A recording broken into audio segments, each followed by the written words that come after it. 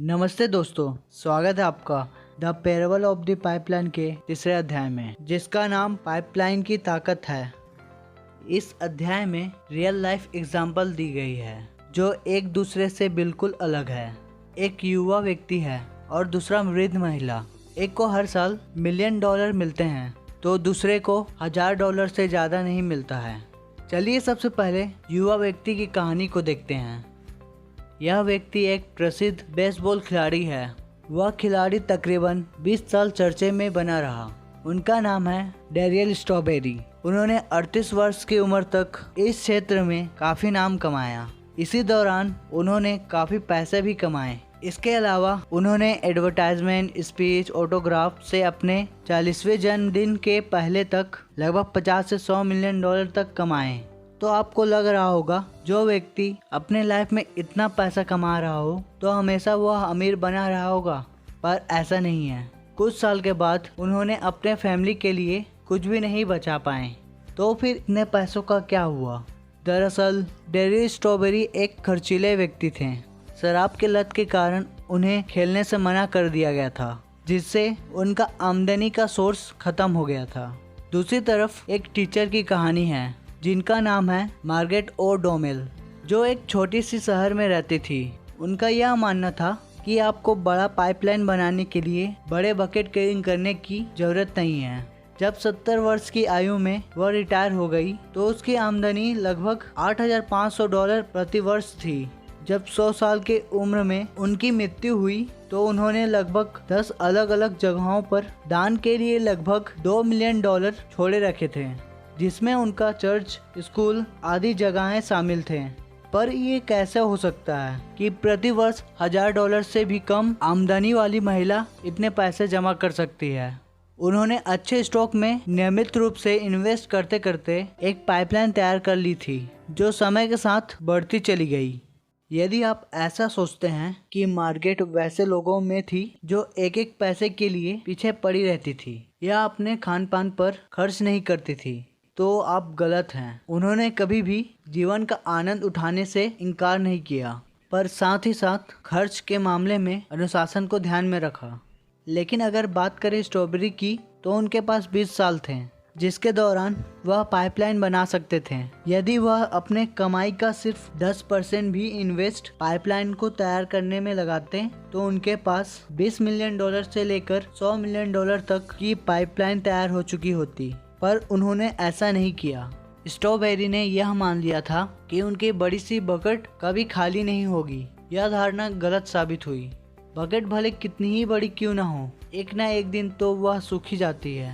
दूसरी तरफ pipeline bucket के सूखने के बाद भी मुनाफा देती है, और यह नियम छोटे तथा बड़े दोनों ही बकेट कैरियर के लिए लागू हैं। बकेट का आकार महत्वपूर्ण नहीं होता, बल्कि बकेट वाले ज्यादा फिजूल खर्च करते हैं। अब मैं आपसे पूछता हूँ कि आप किस तरह की स्थिति में रहना चाहेंगे, डैरियल स्ट्रॉबेरी या मार्गरेट ओ डोमेल की तरह? यदि आपका उत्तर मार्गरेट ओ डोमेल है तो आपको बिना देर किए पाइपलाइन तैयार करना शुरू कर देना चाहिए। डैरियल स्ट्रॉबेरी और मार्गरेट दोनों को मौका मिला था। डैरियल ने बकेट वहन करने का चुनाव किया और मार्गरेट ने पाइपलाइन निर्माण करने का। यह उनका अपना चुनाव था। अब चुनाव करने की बारी आपकी है। अब चलते हैं अध्याय 4 की ओर, जो है उत्तोलन पाइपलाइन की शक्ति। 1440 में जॉन्स गुटेनबर्ग नामक एक युवक ने अंगूर का रस निकालने वाले प्रेस को एक केमिकल प्रेस में बदल दिया। उन्होंने गुटेनबर्ग बाइबल की 180 कॉपियां निकाली तथा कुछ ही दिनों में उन्होंने सब बेच दिया। गुटेनबर्ग के पहले पुस्तक लेखकों द्वारा हाथों से लिखी जाती थी। हाथ से लिखी हुई पुस्तक को तैयार करने में काफी खर्च तो आता ही था, साथ ही वर्षों लग जाते थे। गुटेनबर्ग ने सबको बदल कर रख दिया। प्रिंटर प्रेस के आने से एक बार टाइम सेट हो जाने पर हजारों कॉपियां आराम से निकल जाती थी। प्रिंटिंग प्रेस से प्रिंटर का समय और पैसा तो बचता ही, साथ ही साथ उनका उत्पादन में भी बढ़ोतरी हुई। बकेट कैरियर मॉडल में 1 घंटे का प्रयास का उत्पादन 1 घंटे का परिणाम था। यदि एक लेखक को एक पेज कॉपी करने में 1 दिन लग जाता हो तो 100 कॉपियां तैयार करने में 100 दिन लग जाएंगे। अगर हम इसे इस रूप में देखें कि 16वीं सदी की प्रिंटर में अगर एक पेज का टाइम सेट होगा तो 3 की समाप्ति तक सिर्फ प्रूफ कॉपी ही निकल पाएंगी। पर आप देखिए कि दूसरे दिन क्या हुआ। प्रिंटर का आगमन हुआ, उसने 100 प्रतियां निकाल डाली। दूसरे शब्दों में प्रेस जितना 2 दिन में काम करता है उसे एक लेखक को करने में 100 दिन लग जाएंगे। यही है पावर ऑफ लिवरेज। पाइपलाइन निर्माण मॉडल में प्रयास और परिणाम का रेशियो 1:1 नहीं रहता। जब हम लिवरेज का उपयोग करते हैं तो प्रयास तो वही रहता है, पर परिणाम 100 गुना ज़्यादा हो जाता है, यहाँ तक कि कई लाख गुना भी ज़्यादा हो सकता है। तो यह लिवरेज क्या होता है? दरअसल लिवरेज शब्द फ्रेंच लैंग्वेज से ली गई है। लिवरेज का मतलब है किसी भी चीज़ को हल्का बनाना, और पावर ऑफ लिवरेज का उपयोग करके किसी भी बड़े बोझ को इतना हल्का किया जा सकता है कि एक बच्चे भी उसे आसानी से घुमा सके।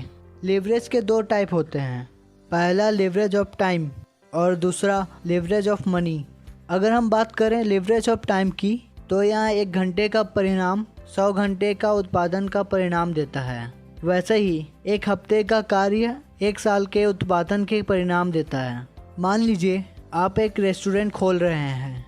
शायद यह आपके लिए असंभव होगा कि आप host, waiter, chief, dish washer और बुक कीपर का सारा काम खुद करते हुए भी लाभदायक व्यवसाय कर सकें। आप एक समय में सिर्फ एक ही काम कर सकते हैं, इसीलिए बेहतर होगा कि आप बाकी कार्य के लिए कुछ लोगों को किराए में रख लें। यदि आप अपने 10 स्टाफ को औसतन $10 प्रति घंटे देते हैं तो आप प्रति घंटे वेतन के रूप में $100 का भुगतान करते हैं। यदि आपको अपनी रेस्टोरेंट से प्रति घंटे $1000 का इनकम प्राप्त होता है तो खर्च के बाद अंतर आपके जेब में जाता है।